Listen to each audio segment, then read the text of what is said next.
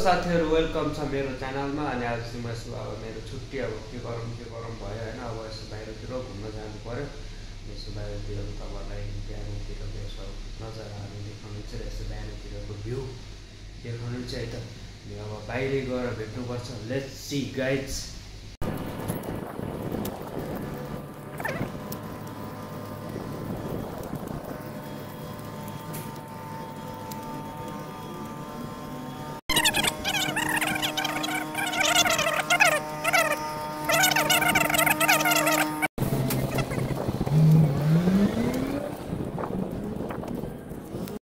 छुट्टीको दिन चाहिँ यसो बिहानतिर यसो राउन्ड हान्यो अनि यताउता राउन्ड हान्यो। यतातिर चाहिँ अलिक पुरा रुख काँडाको रुखहरू चाहिँ खतरा छ है।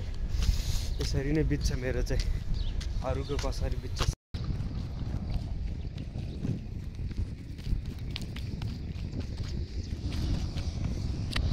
टक्कले यो रुख के अरे बोट बिरुवाहरू चाहिँ हरियाली भएर होइन एकदमै के अरे हरियाली भएको छ। रुखको पातहरू फुलिरहेको छन् होइन मजालाई होइन एकदमै घाँसको पात के भन्छ चेन्ज भएको चाहिँ देखाएको छ है। पुरा यस्तो हरियाली भएको छ पुरै देख्न सक्नुहुन्छ तपाईँहरूले होइन। म तपाईँहरूलाई जुम गरेर नि देखाइदिन्छु होइन।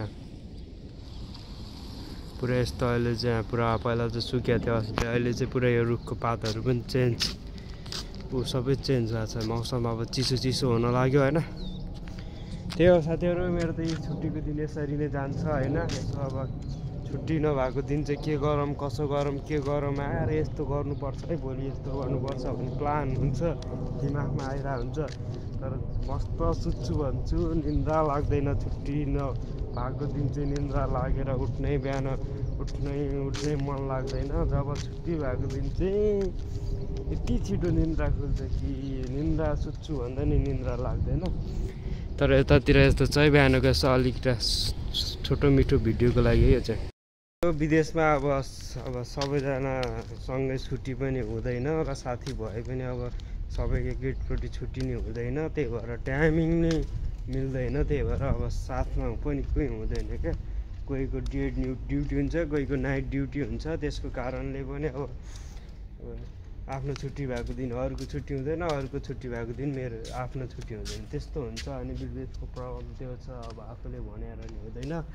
त्यतातिर चाहिँ ठिक छ साथीहरू यस्तै हो अब।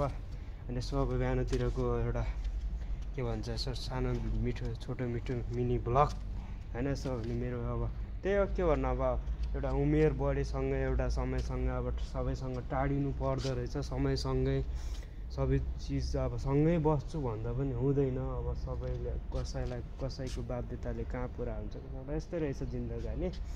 केही छैन साथीहरू अब यस्तै हो। छुट्टीको दिन चाहिँ यसरी नै बित्छ।